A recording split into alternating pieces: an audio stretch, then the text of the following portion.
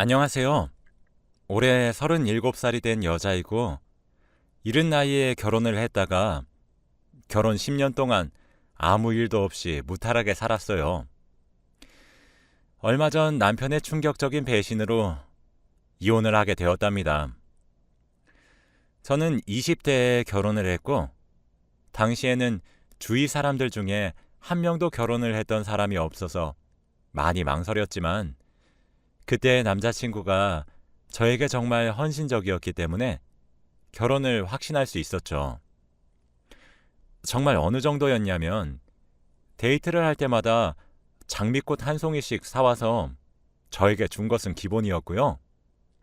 제가 조금 덜렁거리는 성격이라 음식을 먹으면 많이 흘리고 옷에 묻히면서 먹어요. 이런 저의 어린아이 같은 모습도 마냥 귀여워해주면서 오로지 저를 위해 그 사람의 가방 속에는 항상 물티슈와 휴지가 있었답니다. 제가 뭘 흘리면 으휴, 우리 유진이 또 올렸어? 라며 가방 속에서 티슈를 꺼내서 닦아주는 아빠 같은 남자였죠. 남자친구는 저보다 오빠여서 너무 듬직했고 직업도 좋은 편이라 돈 걱정은 없었기 때문에 저와 결혼과 동시에 모든 경제적인 활동은 그만두고 하루 종일 집안일만 하면서 살았어요. 시부모님도 정말 좋으신 분이신데 제가 어릴 때 결혼을 해서 할 수 있는 요리가 하나도 없었어요. 정말 과일도 못 깎았는데 그저 괜찮다고 우리 집안에 저 같은 며느리가 들어온 것만이라도 감사해야 한다면서 어머니께서 다 깎아주셨답니다. 지금은 결혼 생활을 오래 했다 보니 다 할 수는 있지만 그때는 아무것도 할 수 없는 아기 같았죠. 아무튼 결혼을 하고 사람들은 남편이 바뀔 거라고 했는데 남편은 오히려 저에게 더 잘해주었고 하루 종일 붙어 있을 수 있다며 좋아했습니다. 집에서 혼자 있을 제가 너무 외로워 보인다며 제가 해달라는 것은 다 해줬고 항상 퇴근길에 꽃집에서 장미꽃 한 송이를 사오는 세상에서 가장 멋진 남편이었죠. 외박도 한 번 안 하고 가끔씩 회식을 하면 연락도 잘하고 집에는 항상 술에 취하지 않은 채로 잘 들어왔어요. 그래서 그런지 저희는 그렇게 10년 동안 싸우지도 않고 늘 신혼처럼 지내게 되었죠. 제 친구들은 이제 나이가 좀 있으니까 하나둘씩 결혼을 하는데 다들 저희 남편을 보고 어떻게 연애 때보다 더 저를 사랑해 주냐면서 자기 남편은 너무 변했다고 이혼하고 싶다고까지 하더군요. 전 모든 남편이 전부 다 저희 남편처럼 초심을 잃지 않은 채 아내에게 잘해주는 줄 알았는데 그게 아니었던 것이었죠. 저는 항상 친구들 모임을 가면 부러움을 받는 사람이었습니다. 최근 들어 남편은 골프라는 취미 생활을 얻었고 처음에는 같이 몇 번 다니다가 제 적성에는 맞지 않는 것 같아 남편은 혼자 다니게 되었죠. 그런데 남편은 골프 때문에 생전 한 번도 해보지 않은 외박도 잦아지고 연락도 잘 되지 않았어요. 남편 말로는 골프하느라 바빠서 그랬다고 미안하다고 하지만 술을 먹으면서도 연락을 잘했던 남자인데 10년 만에 사람이 이렇게 한순간에 바뀔 수 있나요? 그치만 처음에는 남편을 의심하지 않으려고 했답니다. 그런데 제가 말하지 않아도 항상 꽃을 사오던 남편이 이제는 꽃도 사오지 않는 거예요. 그래서 내심 섭섭하다고 내색을 하니까 이제 꽃도 많이 받아봤으니까 질리잖아 라고 하는 게 아니겠어요. 무려 10년을 넘게 받았었는데 저는 단 한순간도 질려했던 적이 없었습니다. 그런데 카드 회사에서 날아온 명세서에는 꽃집에서 결제를 했던 흔적이 있었죠. 분명 저 말고 다른 여자에게 꽃을 사주는 게 분명했습니다. 그때까지는 아직 확실한 증거도 없고 남편을 믿었기 때문에 평소와 다름없이 집안일을 하고 있었죠. 그런데 그때 제 휴대전화로 문자 한 통이 왔고 문자의 내용은 충격적이었습니다. 남편이 저에게 보낸 것이었는데, 여보, 나 좋아하는 사람 생겼어. 앞으로는 이 사람이랑 같이 살 거야. 우리 이혼하자. 라고 왔어요. 오늘 아침에도 웃으면서 회사 잘 갔다 오겠다고 했던 남편이 이런 문자를 갑작스럽게 보낸 겁니다. 그런데 1분 뒤에 사진 한 장이 더 왔는데 바로 다른 여자와 입을 맞추고 있는 남편의 모습이었습니다. 저는 문자만 왔을 때는 잘못 보낸 줄 알고 무시하려고 했지만 사진까지 왔을 때는 정말 당황스럽더라고요. 정말 이 사진이 합성이 아니고 사실이라면 남편은 저를 두고 다른 여자를 만나고 있는 거잖아요. 너무 화가 나고 다른 여자를 만나고 있으면서 어떻게 제 앞에서 다정다감하게 얼굴에 그런 철판을 깔 수 있는지 지금 당장 남편을 보면 뺨을 후려치고 싶었습니다. 저는 그 뒤로 앞으로 어떻게 해야 할지 생각에 잠겼고 결국 남편과 이혼을 하기로 결심했습니다. 저희 사이에는 사실 아이도 없었고 둘이서만 살고 있었기 때문에 이혼은 쉽게 할 수 있을 것 같았거든요. 그렇게 남편이 퇴근을 하고 집으로 돌아왔습니다. 평소 같으면 항상 식탁에 저녁 밥상을 차려놓고 웃으면서 반기는 제가 그날따라 밥도 차리지 않고 남편이 와도 현관으로 나오지 않으니 저를 이상하게 생각했나 봅니다. 여보, 오늘 무슨 일 있었어? 라고 하더라고요. 그 문자를 저에게 대놓고 보내놓고는 그런 말을 한다니 아예 대놓고 모른 척을 하면서 당당하게 그 여자를 만나려고 하나 보다 싶었습니다. 그래서 저는 뭐? 그게 지금 할 말이야? 라고 했는데 남편은 끝까지 그게 무슨 소리냐는 말과 이상한 표정을 짓더라고요. 저는 더 이상 남편과 말을 하기 싫었고 방으로 문을 쾅 닫고 들어갔습니다. 저는 침대에 누워 인터넷에서 이혼에 관한 정보들을 알아보았고 몇 분 뒤에 남편이 제가 누워있는 방으로 들어와서 여보, 배달 음식 시켰어. 저녁 먹자. 라고 하는 게 아니겠어요. 저는 이 상황에서 밥이 넘어가는 남편이 너무 어이가 없어서 거실로 가서 배달 온 음식들을 바닥으로 던졌습니다. 음식들은 다 땅에 떨어져서 못 먹게 되었고 남편은 그런 제 모습에 여보 미쳤어? 오늘 도대체 왜 이래? 평소랑 너무 다르잖아. 무슨 일인지 나한테 설명을 해줘야지. 뭐? 내가 미쳐? 미친 건 너잖아. 아예 대놓고 그 여자 만나려고 지금 나한테 이러는 거 아니야. 넌 아무렇지도 않니? 이 나쁜 놈아. 라고 했습니다. 남편은 도대체 그게 무슨 말이냐며 알아듣게 설명 좀 해보라고 했고 저는 낮에 저에게 문자 온 내용들과 사진을 보여주었습니다.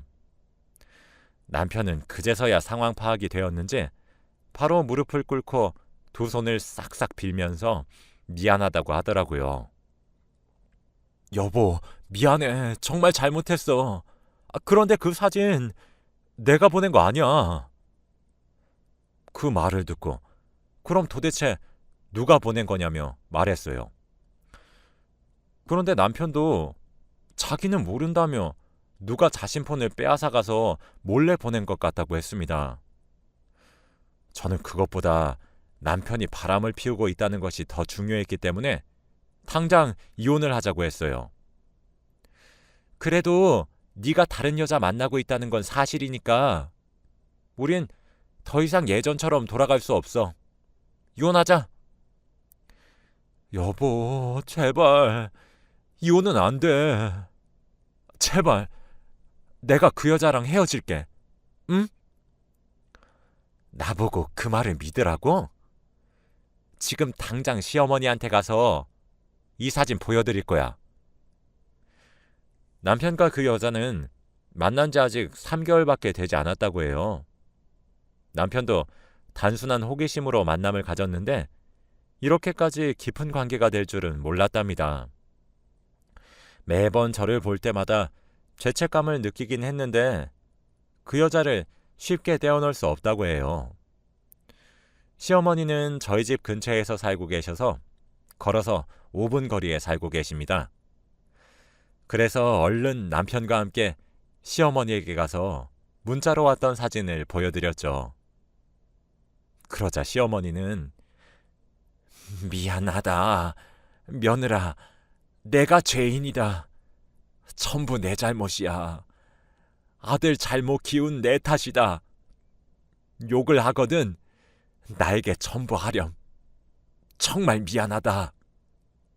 라고 하시더라고요. 대부분 시어머니는 아들이 바람을 피운다고 하면 며느리에게 네가 얼마나 매력이 없으면 그러겠니?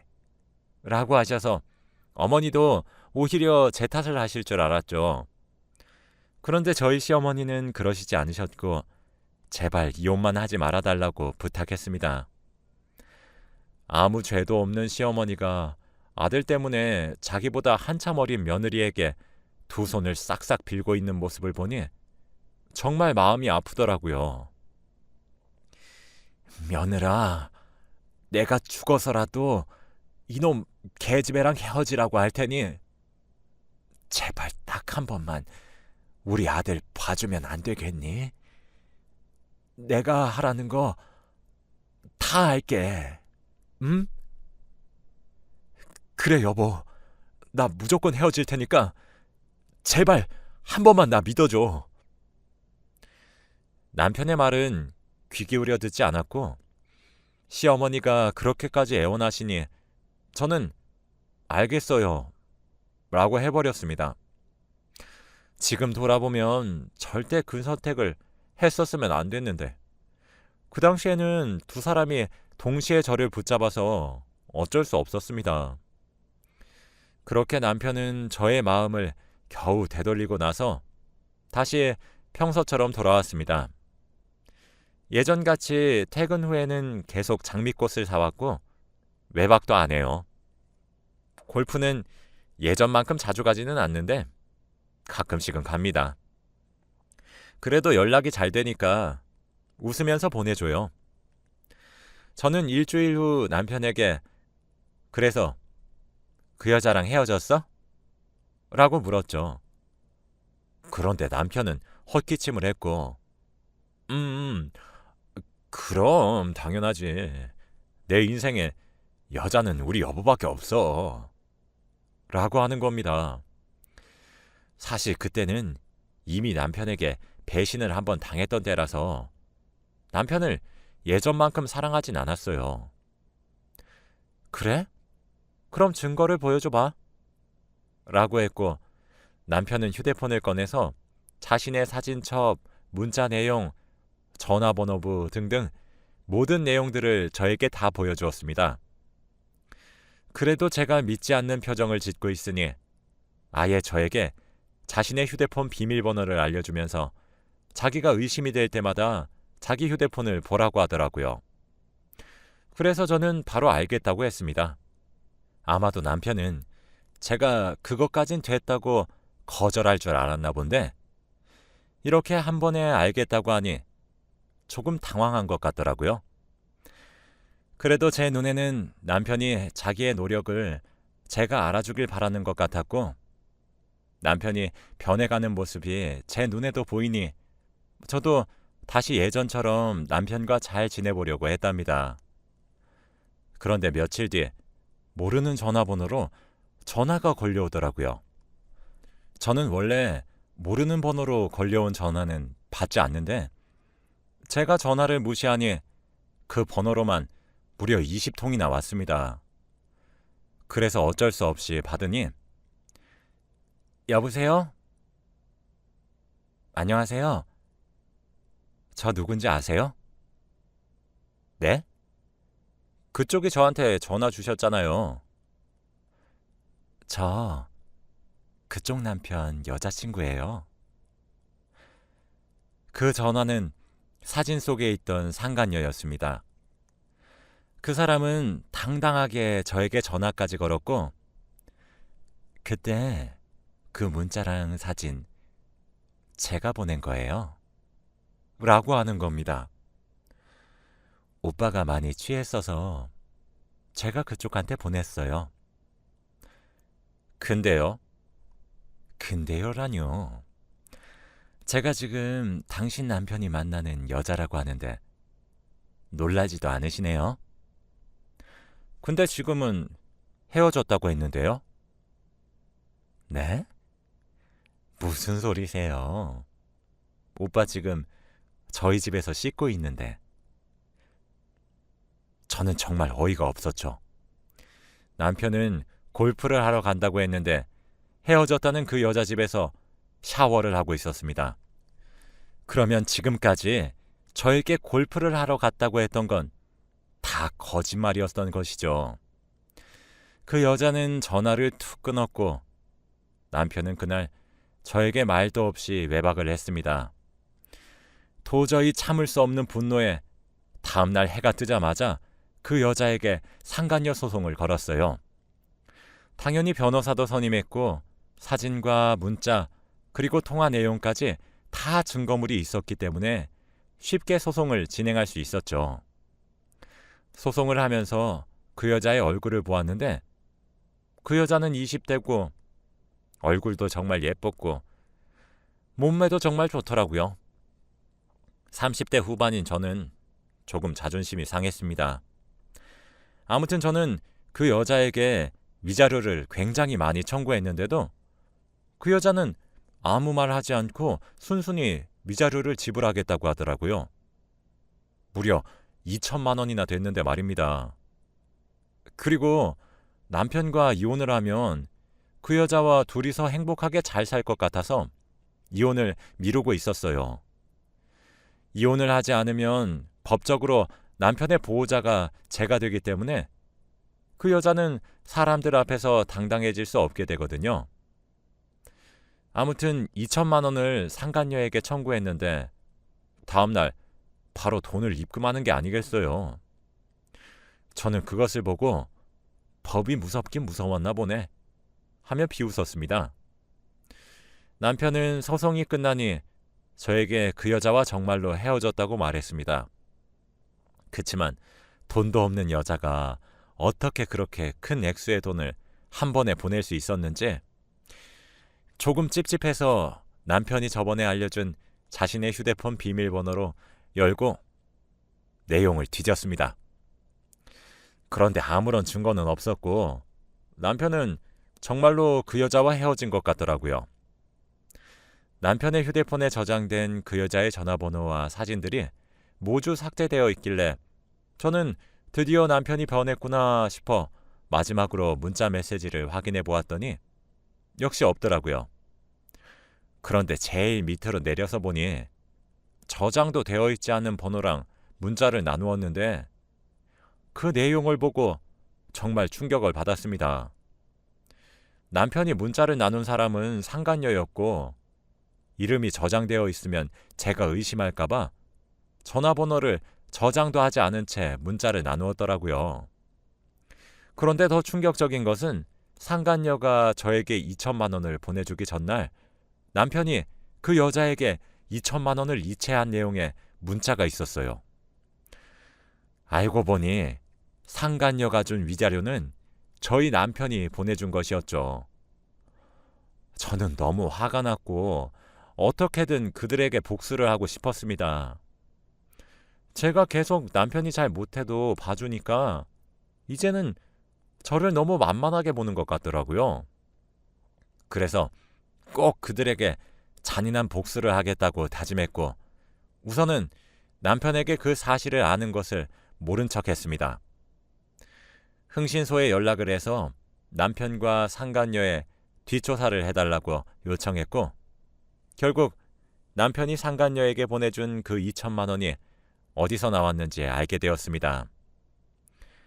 남편의 월급으로는 절대 2천만 원을 한 번에 만들지 못하거든요. 월급이 들어오면 바로 제 통장으로 들어오기 때문에 확인할 수 있었죠. 그런데 알고 보니 저희 집을 담보로 대출까지 받아서 그 여자의 위자료를 내준 것이었습니다. 저는 그렇게까지 그 여자에게 헌신하는 남편이 도저히 이해가 되지 않았고 저와의 10년 동안의 관계를 짓밟는 남편이 너무 미웠어요. 그리고 흥신소 사람들이 말하기를 남편의 상간녀의 직업은 고등학교 국어 교사라고 합니다. 그러면 나름 옳고 그름을 판별할 수 있는 사람일 텐데 이렇게 불륜을 저지르다니요. 저는 꼭 그 여자에게 복수를 하기 위해 우선 교육청에 전화를 했고 문의를 드렸습니다.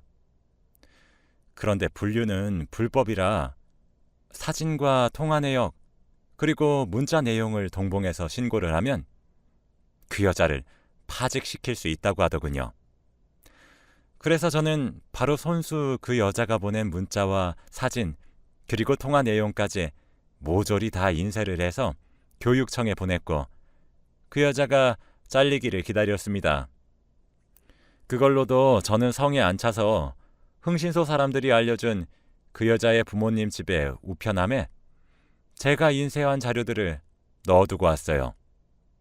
그리고 그 학교 홈페이지에도 자료들을 업로드했고 하다못해 근무하고 있는 학교 학생들 하교 시간에 맞추어 학교 앞으로 가서 학생들에게 국어 선생님 김모민 선생님의 실체라면서 자료를 퍼뜨렸습니다. 시간이 지나고 나니 그 여자가 저에게 전화를 왔고 전화를 받기 전에 전화 내용을 녹음했습니다. 당신 미쳤어? 기어이 내 일자리까지 빼앗아야 했니? 정말 끔찍하다 당신. 하다못해 우리 엄마 아빠한테 이런 걸 알려? 당신이 이러니까 오빠가 당신 두고 나랑 사귀는 거야. 너 같은 여자는 매력이 없거든.